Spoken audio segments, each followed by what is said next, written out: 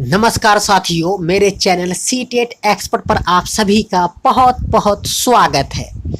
साथियों, 7वें चरण की बहाली को लेकर के दो महत्वपूर्ण खबर निकल के आ रही है। जी हाँ फ्रेंड्स, जैसा कि आप स्क्रीन पर देख रहे हैं, चितरंजन गगन जी ने कहा कि दिसंबर सीटेट से पहले कंप्लीट होगा 7वां चरण।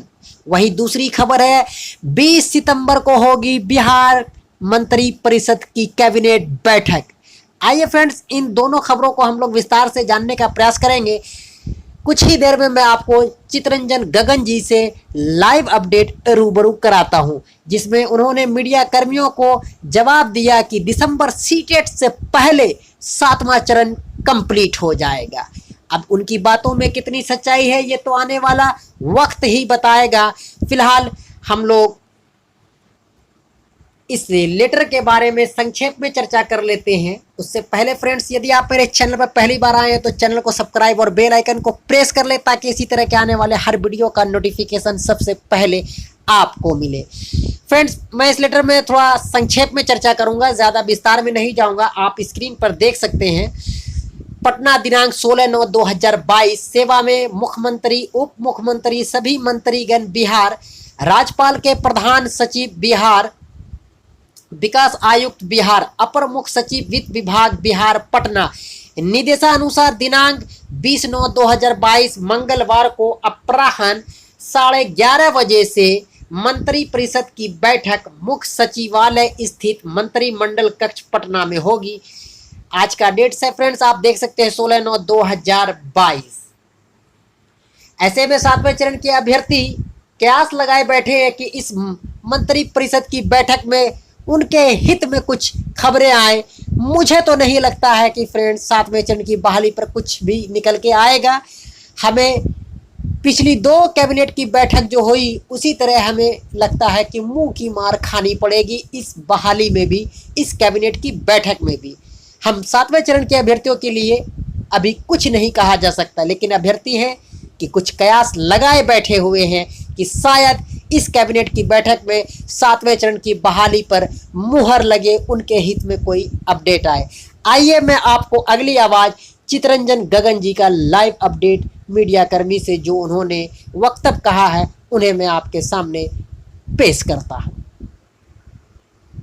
स्टूडेंट्स काफी एग्रेसिव है। अभ्यर्थी चाह रहे हैं कि जितनी जल्दी हो सके उन्हें नियुक्ति पत्र मिले, लेकिन समस्या ये आ रही है कि सरकार के पास कुछ कार्रवाइयां हैं, कुछ प्रोसेस हैं, उसके कारण विलंब हो रहा है। हमारे साथ आरजेडी के प्रवक्ता है चितरंजन गगन, उनसे जान लेते हैं कि आखिर और कितना वक्त लगेगा। चितरंजन जी, और कितना वक्त लगेगा? देखिए, प्रयास तो ये हो रहा है कि जितना जल्द से जल्द हो सके नियुक्ति हो जाए। अभ्यर्थी काफी दिन से परेशान है।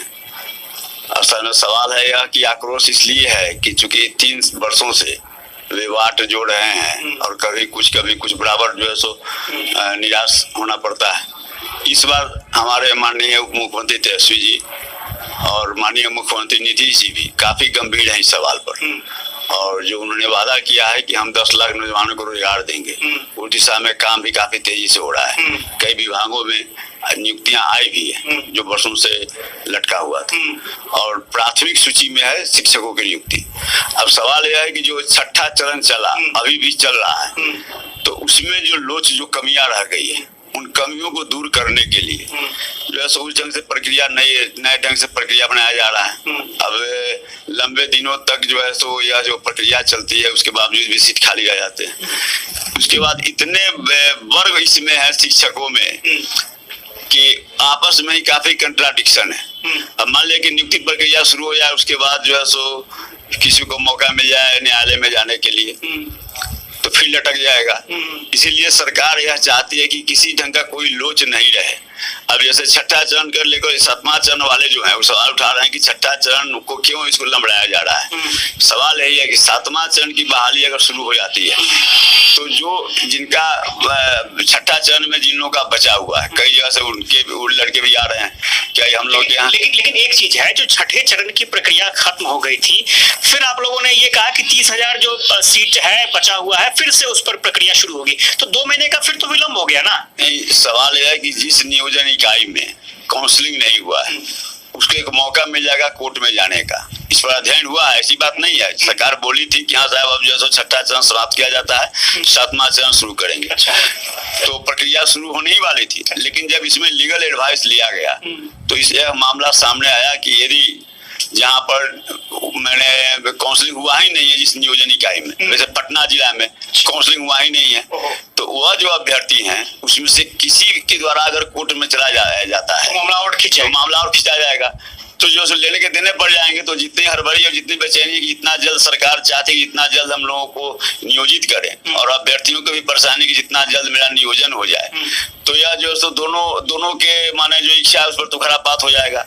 तो इसीलिए सरकार की मंशा जो है कि किसी ढंग से लोच नहीं रहे, किसी को मौका नहीं मिले इसे उलझाने का, फंसाने का, क्योंकि कई तरह की मामला इसमें बहुत बातें, जैसे कि बहुत लोग हैं चाह रहे हैं कि सीटेट हो जाए उसके बाद हो जाए। अभी जो अभ्यर्थी हैं 7वें चरण में जिन लोगों को है उन लोगों को सबसे ज्यादा भय यह है कि सीटेट होने वाला है दिसंबर में, तो उन लोगों को लग रहा है कि सीटेट अगर दिसंबर में हो जाता है तो फिर वे लोग भी शामिल हो जाएंगे इसमें 7वें चरण में, तो कंपटीटरों की संख्या बढ़ जाएगी। ये असली परेशानी वही है। लेकिन ऐसी कोई बात नहीं है, सीटेट की परीक्षा शुरू होगी उसके पहले ही 7वां चरण का काम बहुत तेजी से आगे बढ़ जाएगा। एक चीज हम और जानना चाहेंगे, 22 तारीख को बड़ा बवाल होने वाला है। 22 तारीख को बड़े पैमाने पर पूरे बिहार से यहाँ पर अभ्यर्थी पहुंचने वाले हैं। क्या कहेंगे, क्या फिर लाठी चलेगी, फिर आंसू गैस छोड़े जाएंगे, क्या पिछले बार से भी ज्यादा हंगामा होगा?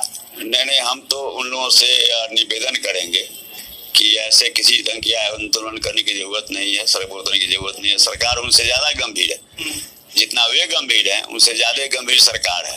तो सरकार पर भरोसा करना चाहिए और उन्हीं के हित के लिए विलम्ब जो हो रहा है उनके हित के लिए। जैसा मैंने कहा कि ठीक है, माने प्रक्रिया शुरू हो जाती है और उसके बाद कोई कोर्ट में चला जाता है, तो फिर जो है सो कितना महीना कितना दिन खिंचाएगा, इस बात को भी नहीं समझ जाए। उनको जो भय है उसके बारे में बार बार स्पष्ट किया जा चुका है कि जो सो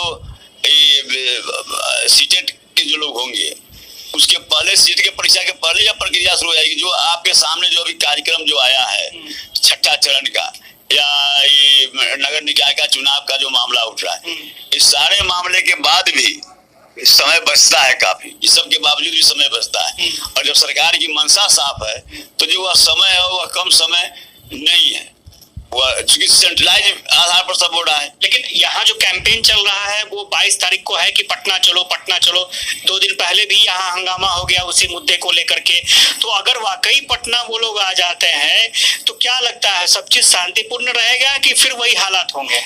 नहीं, हम तो उनसे आग्रह करेंगे कि माने जो सो आपके बीच में आप ठीक है, आप शांतिपूर्ण ढंग से प्रदर्शन करना चाहते हैं, लोकतंत्र में अधिकार है अपनी बातों को रखने के लिए, प्रदर्शन करने के लिए, लेकिन सवाल है कि ऐसे अवसरों का लाभ ऐसे तत्व उठाएंगे जिनकी मंशा है कि कहीं से न कहीं से माने शिक्षकों की नियुक्ति बाधित हो और सरकार की बदनामी हो। दोनों बात है, माने सरकार के भी जो विरोधी हैं वो भी, और ऐसे भी लोग हैं जो नहीं चाहते कि नियुक्ति हो, तो इसका फायदा उठाया जा सकता है उठाने के लिए।